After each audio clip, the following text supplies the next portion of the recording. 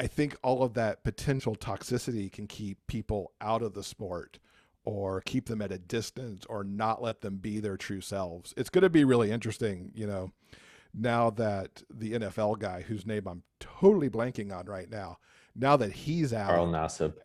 thank you, and seeing what his journey is, how that might start to pivot team sports a little bit. I'm Jeff Adams. These days, I work for a company that does website accessibility. I'm also an author and a podcaster.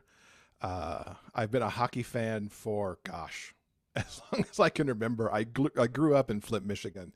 So Detroit Red Wings kind of runs in my blood.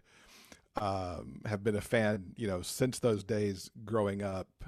I got to play hockey for about 10 years. I decided in my 30s, after not being a sporty kid at all growing up, that I was going to learn how to skate and learn how to play hockey, which I did.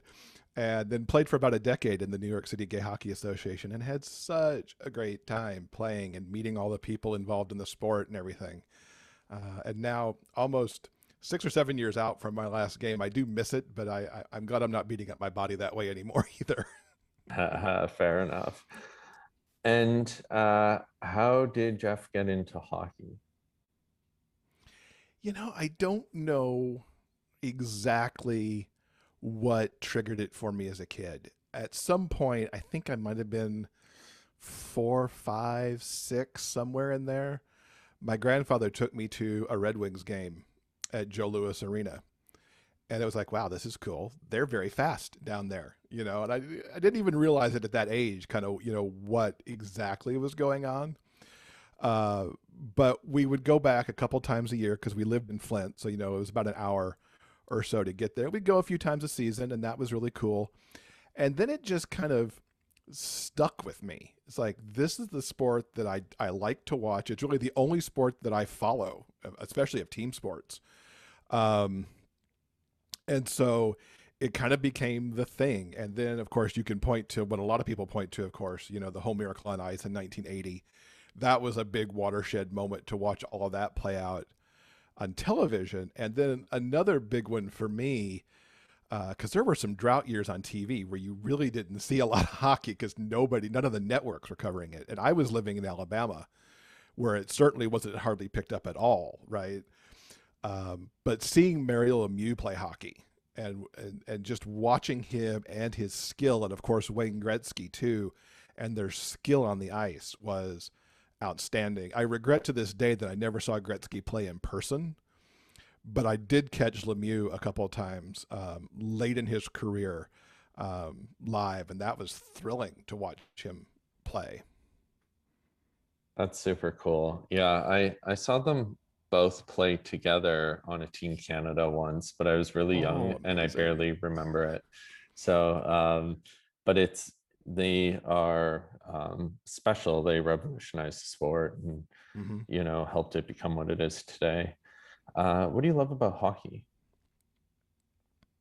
I love how fast it is, for one thing. The sports that are slow and take forever to accomplish things, it's like, oh, come on. But the speed and the athleticism, and I grew even more to appreciate it when I started to play it because it's like you're moving really fast. The puck is doing its own thing. Everybody's on the ice. There's a lot that goes on, to play that game. I think more so than in some other sports. But it was a lot for me. It was just the speed and the ability to, get the puck on your stick and zit, zit, zit really fast down the ice, either because you're carrying it yourself or even better if you're traveling with your forward partners and just coming on down the ice and just, with that speed to make all that happen and, get the goal or not and watch it flip over and zip back the other direction. I think it's just one of the most exciting games that there is out there to watch. Yeah, it can be very mesmerizing and just like pull you in fully in your head, just going back and forth, and it's so much Hmm. fun. That said, based off your intersection of identities, how could hockey be better for you? And also, how could it be better for the queer community as a whole? I think it suffers from some of the same things that most of the sports do, the team sports, of just that concept of the hyper masculine alpha male who, it's all about quote unquote being a man, and, everything else is like, you're a sissy, you're this, you're that, and using those kind of digs and that kind of language in the locker room that can be very off-putting for, people coming up in the game who are still closeted for some reason, or people who hear it in the stands if they're at if they're at a live event, or to hear it spouted off, in a press conference or something, or hear it from commentators. The there's I think the perception, and probably rightfully so, that, because it is that alpha kind of competitive, can be brutal at times, either because of the fights that take place themselves, or just, the impacts that happen as two people going super fast on the ice, if they, bang into each other even accidentally.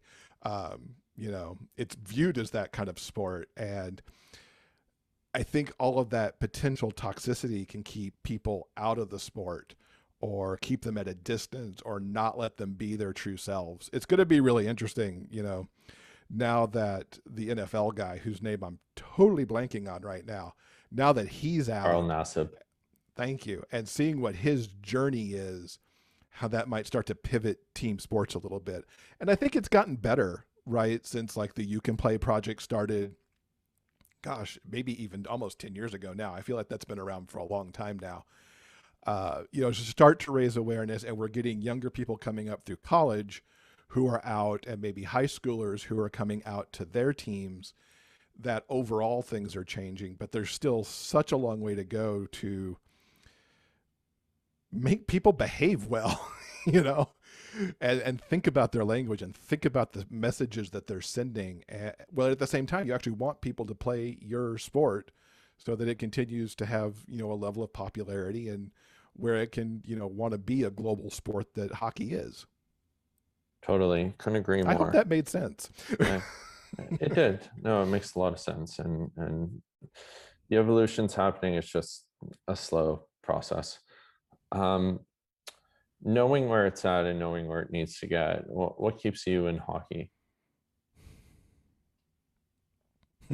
I like it too much to quit watching it. And frankly, you can see that the team's made strides. I mean, everybody's got their pride gear. Everybody has their pride nights across the NHL. And the more they at least keep showing up to trying to pivot the conversation and have the right conversations, I can continue to support that. Would I like it to move faster? Absolutely. Would I like to see someone come out in the NHL? Absolutely, because they've got to be in there somewhere. Um, we'll get there over time. I would have hoped by now, especially with You Can Play kind of pushing on the hockey side predominantly, that it might have happened already. But as long as they keep making the strides, at least with the NHL, I'll keep being there. But you've got the organizations across the country, like the New York City Gay Hockey Association, the Chicago Gay Hockey Association, and all the other ones that are out there, that continue to push it on a grassroots level as they play alongside all the other teams who are in their respective adult leagues, to keep kind of showing, yes, LGBTQ people can play hockey and do it really well in some cases. So it just keeps the message moving forward. And we're here and we're taking up space and we're not going to go away. Exactly. You mentioned the word hope. And I want to know what gives you hope for queer people moving forward in the sport.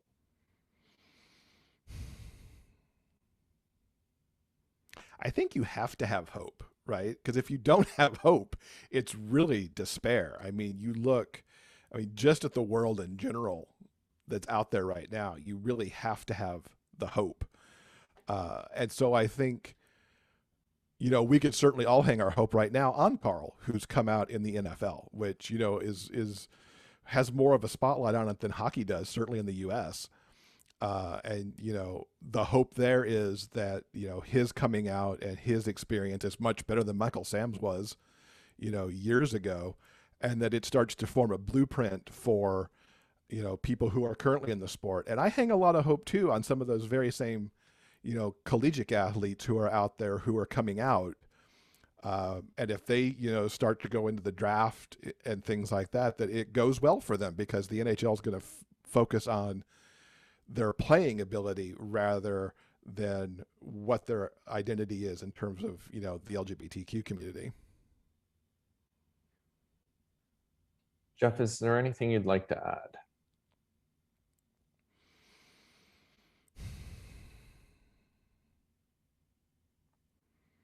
Just everybody who's playing hockey is a fan of hockey.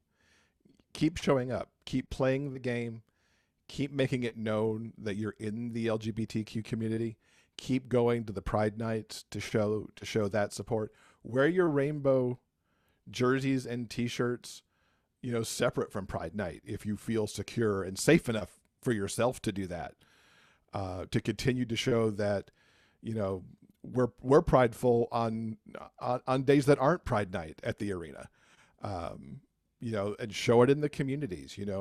Especially if you live in a city that has the team, show it off. I'm happy to show off my Red Wings shirt anytime, like right now, right? But do it all the time. Don't just do it in June. Don't just do it for Pride Night at the arena.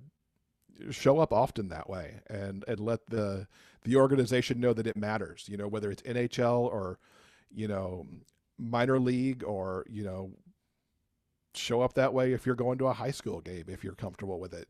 Because that's the other thing too. I mean, you've got to do what you feel safe doing in the environment that you're living in. But, wave the LGBTQ flag whenever you can around the sports to let them know that we're here as fans, we're here as players in certain instances, and keep showing up.